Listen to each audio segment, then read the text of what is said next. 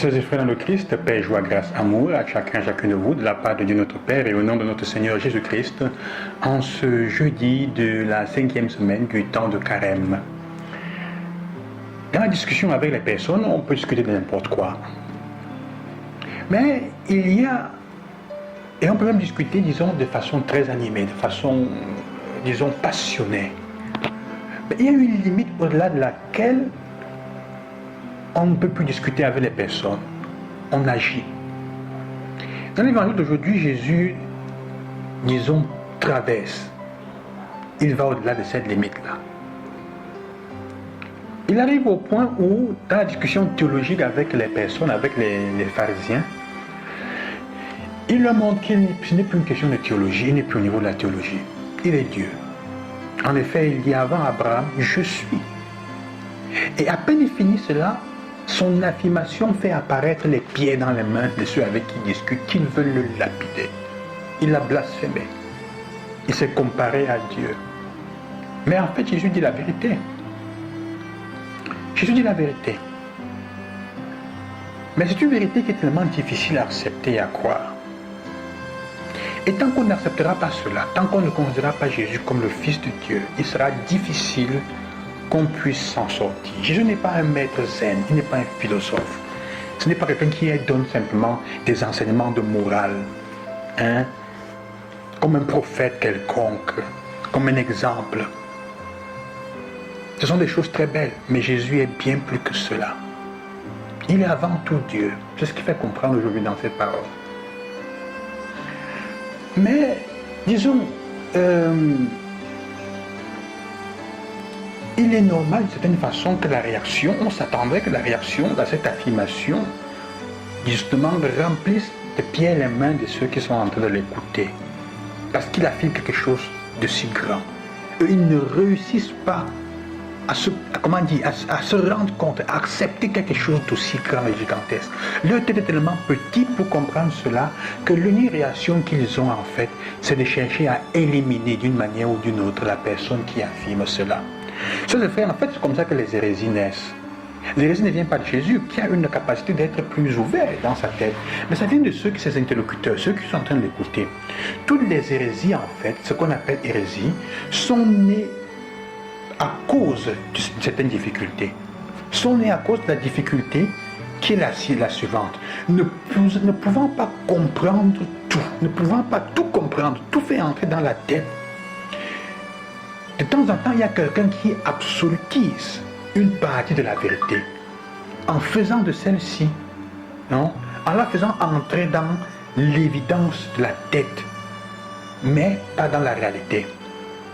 C'est-à-dire que comme on n'est pas capable de concevoir le tout, de comprendre tout, on s'accroche à une partie, à ce qui peut entrer dans notre tête, et on fait de ça l'absolu. C'est pour ça que dans l'Église, il y a toujours des affirmations. Ce qui, durant les siècles, a été considéré comme hérésie, comme doctrine hérétique, n'est pas une fausseté. Elle devient un mensonge quand elle devient, parce qu'elle est considérée comme l'absolu, comme le tout. Mais, en fait, la théorie qui est considérée comme hérétique est une partie de la vérité toujours. Elle est une partie de la vérité. C'est comme ceux qui disent que Jésus est seulement Dieu ou seulement homme. L'hérésie, c'est tout dans la parole seulement. Il est vrai Dieu, il est homme. Mais quand tu dis qu'il est seulement, alors tu crées une hérésie, parce que tu prends une vérité pour en faire absolue. Dans chaque hérésie, il y a une vérité qui est affirmée. Ce n'est pas une question de mensonge. Mais le mensonge est lié au fait qu'on veut l'absolutiser. On veut l'absolutiser. Donc nous sommes invités, sœurs et frères, à demander au Seigneur la grâce d'avoir une mentalité ouverte. De pouvoir accepter Jésus comme Dieu dans notre vie. Il y a des choses qui n'entrent pas dans notre tête, mais auxquelles nous sommes appelés à adhérer avec notre cœur. Parce que le Christ lui-même l'a affirmé, je suis. Et si vous n'arrivez pas à croire, vous allez mourir dans votre mensonge et dans le péché, comme il disait hier. Nous sommes invités à cela. C'est pour ça qu'il dit que si quelqu'un garde ma parole, jamais il ne verra la mort. Il dit, mais alors, comment quelqu'un ne va pas mourir? Nos ancêtres sont morts, Abraham est mort. Ça, c'est une autre vérité qui est difficile à accepter. Jésus, il ne négocie plus à ce niveau. Il ne négocie plus. Il fait des affirmations qui sont terribles. Si quelqu'un garde ma parole, jamais il ne verra la mort. Mais la mort n'est pas une question de perdre du corps. La mort est la question d'être éloigné de Dieu, comme j'ai dit il y a quelques jours. La mort dont Jésus nous libère à la fête de Lazare, on a écouté cela, c'est la mort dans laquelle, c'est la mort, c'est le fait d'être séparé complètement de Dieu. C'est la mort éternelle. Si quelqu'un écoute ma parole, il agira de façon à ce que, sa vie le fera, son agissement et la parole qui est mise en pratique le fera gagner et entrer dans la vie éternelle. C'est ce que Jésus veut dire.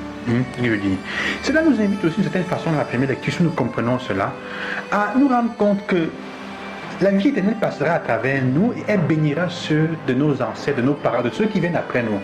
C'est l'histoire d'Abraham, la première lecture. Abraham à travers lequel l'humanité est bénie. Sœurs et frères, c'est la deuxième chose que je voudrais dire aujourd'hui. Nous devons vivre et nous comporter de telle manière qu'à travers nous, ceux qui viendront, les générations qui viennent, se sentiront bénis. Est-ce que ta manière de vivre maintenant, est-ce que ce que tu fais, ce que tu vas laisser, est-ce que ceux qui viendront après toi se sentiront bénis? C'est maintenant que nous comprenons donc l'importance d'être des précurseurs. Et nous devons remercier le Seigneur et prier pour que ceux qui sont venus avant nous, nos ancêtres, aient pu accueillir la bénédiction de Dieu et qu'ils aient pu nous la transmettre.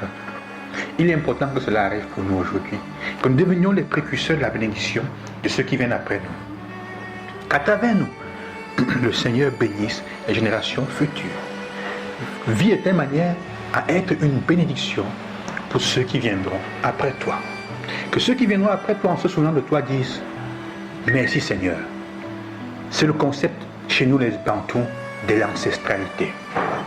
L'ancêtre est celui qui a vécu de façon à ce que ceux qui viennent après lui soient bénis, aient quelque chose de bien.